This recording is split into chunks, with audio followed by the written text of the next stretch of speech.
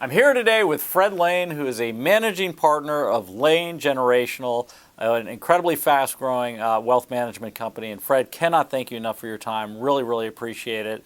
Let me ask you, in terms of, obviously in 2008, I mean, people lost 30, 40, 50% of their assets. How do you protect against that? By educating them that volatility is not risk. Risk is created by lack of diversification. And risk is also created by overreaction to volatility. So I'll give you a classic example of that. You know, I was on TV telling people that I thought the market was overvalued, but I thought the market was overvalued by 10, 12, 15%. And my experience has been the bell doesn't ring at the top and the bell doesn't ring at the bottom, and you have to stay invested. So I did not sell any shares as the stock market was going down, nor did I sell any shares at the bottom. Nor did I buy any shares going up, which I should have done, because it was clear we were in a turnaround mode.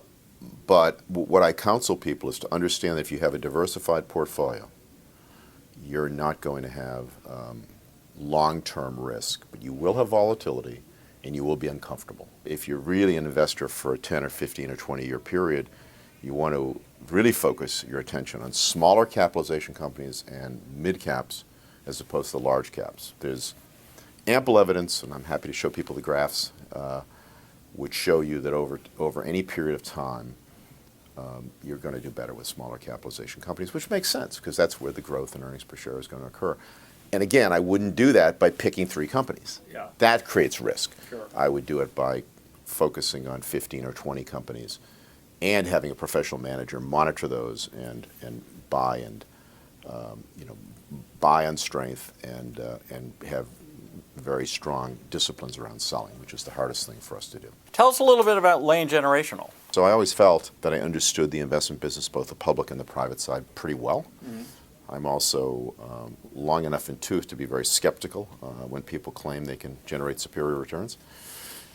So I decided to start a money management business because I saw the needs that I would have, that I do have, and the needs my sister has, and the needs that friends of mine have in terms of managing their money. There are a lot of successful people who run businesses, they're involved in private equity, venture capital, and so on. That is not public company investing.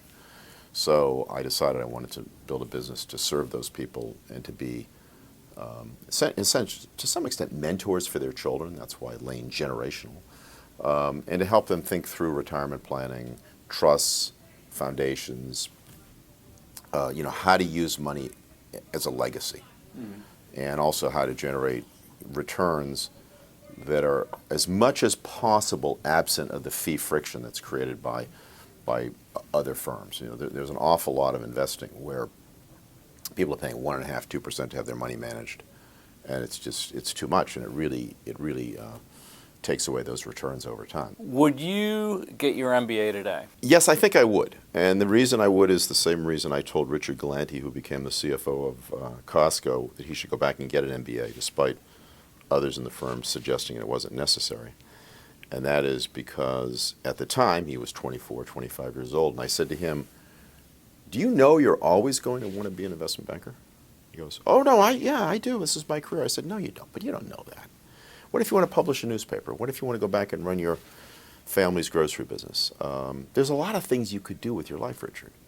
You have another 40 years plus to express yourself. Why would you not go to business school? And then, of course, I asked the winning question, which was, Richard, does your father want you to go to business school? And he goes, yes. And I said, does your father love you? Yes. Do you love your father? Yes. And I said, well, then, Richard, you should go to business school. Yes. So long story short, he comes back from Stanford to DLJ. And 2 or 3 years later, this little company that we were financing called Costco asked him to be their CFO. So he comes into my office, he asks for my advice, and I said, look, you, because you're very exceptional around here, can always come back to DLJ. And secondly, I've always heard very good things about this company. I'm hearing good things about the company. It was a new company. But I'm not questioning their judgment. That was a joke. We had a big laugh about that. And thirdly, I said to him, do you think they would have offered you this job if you hadn't gone to Stanford Business School? And he says, no.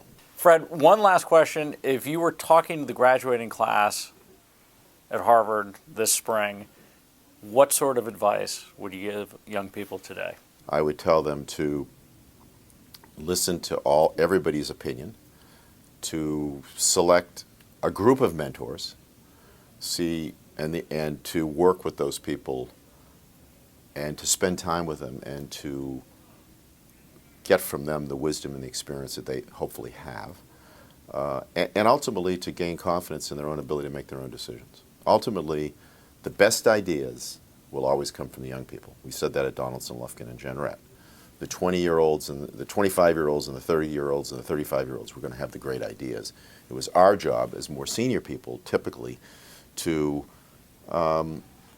provide them some advice and counsel and to apply some limits and boundaries around what was being done.